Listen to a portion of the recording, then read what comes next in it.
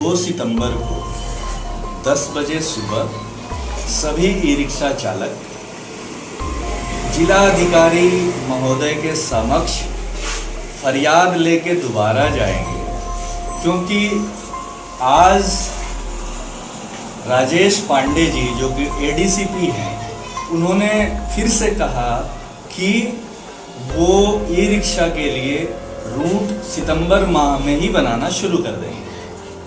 ये रूट जो है हमारे ई रिक्शा चालकों की कमाई को तबाह कर देगा, ख़त्म कर देगा। जब चालक पूरे बनारस में चलता है तब तो वो कमा नहीं पा रहा, घर नहीं चला पा रहा। जब आप उसे मोहल्ले में गाड़ी को चलाने के लिए कहेंगे तो वो अपने बैंक की किस्त कैसे डालेगा, अपने घर परिवार का खर्च कैसे चलाएगा। 2 तारीख को आप लोग क्या कर रहे हैं? हम लोग जो है यातायात प्रशासन के बार के एक रूट बंद करने का जो चेतावनी आ रहा है, रूट बनाने की जो चेतावनी ई रिक्शा के लिए आ रहा है, उससे हम लोग अजीज आ कर के कि अगर वो रूट बन जाएगा तो हम लोग की कमाई ई रिक्शा चालकों की कैसे होगी।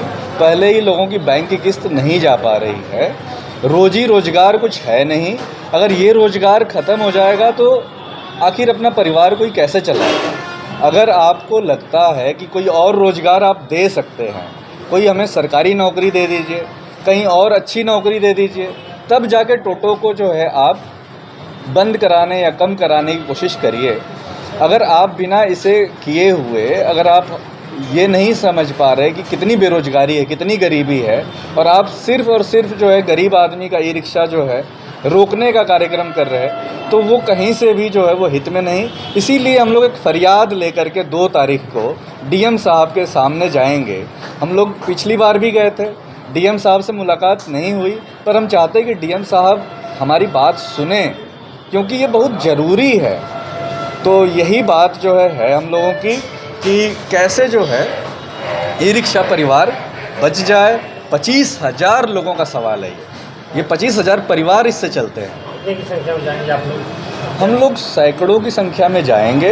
हम लोग गांधीवादी तरीके से, शांतिपूर्ण तरीके से जाएंगे, और हम लोग सिर्फ निवेदन करने जा रहे हैं। ये निवेदन करने की आप जो है रूट बनाएं, बिगाड़े नहीं। आप जो है उसमें हमें प्रशिक्षण दीजिए, यातायात के नियम कानून क्या है ये हमें आप जानकारी दीजिए चालकों के लिए। उसके लिए एक प्रशिक्षण शिविर चलाइए, जो करना है करिए। दुनिया का कोई ऐसा शहर नहीं है जहां जाम नहीं लगता है। दिल्ली में जाम लगता है, वहाँ टोटो से नहीं लगता। बॉम्बे में जाम लगता है, वहाँ भी टोटो नहीं चलता है। लंदन में जाम लगता है, टोक्यो में जाम लगता है, कोलंबो में जाम लगता है। दुनिया के सारे बड़े शहर, वहाँ बड़ी बड़ी गाड़ियों से जाम लगता है। वहाँ का प्रशासन या शासन कभी ये नहीं कहता कि ये गाड़ी बंद करनी है। कभी सुना कभी किसी सरकार ने कहा कि ये गाड़ी बंद कर देनी है, इसका रूट बंद कर देना। ये बड़ा हास्यास्पद है, पहली बार जो है ये हो रहा है जी।